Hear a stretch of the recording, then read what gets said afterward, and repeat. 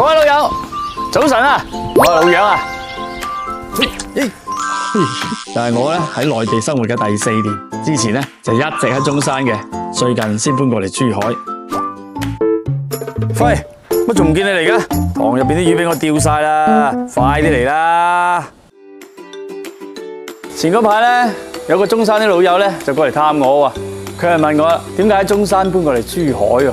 當時就係睇中中山嘅價格低啊嘛，後尾先發現，哦，原來珠海仲啱我心水。嗱，我而家揀嘅小區咧就喺珠海後環，成40萬方嘅高品質度假住區嚟噶，行輕易快線直達港珠澳大橋，返香港啊都係個幾鐘咋。最啱我心水咧就係成個樓盤座山面水，運勢比香港淺水灣啊仲好啊！大師話㗎嗱，旺家旺子孫嗱，行出屋企門口咧就係公園啦，得閒咧嚟散下步，因為大家唱戲啊、跳舞、捉棋，日子都不知幾寫意。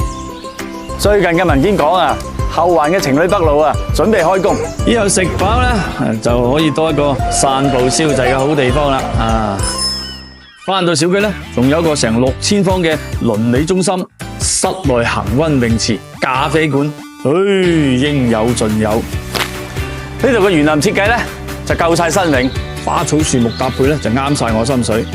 小區裏面仲有一個大商場喎，好似雙刀咁，要乜就有乜啊！我揀嘅咧就係1278尺嘅4房，可以直接睇海嘅靚屋嚟㗎。行出陽台就係中山公園同埋伶仃洋海景，正。最緊要係咧，而家係超低首付，帶精裝修，即買即住，即刻可以出租啊！社區生活咧一樣咁精彩，有各種嘅運動嘅比賽啦，春節就寫春聯啦，大家烹飪交流啦，等等等等，唔使怕你搵唔到朋友。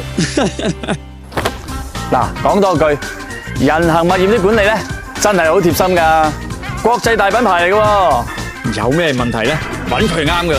早晨，你好啊。好啊，係啊。有魚咯，幫手，今晚又可以加餐咯。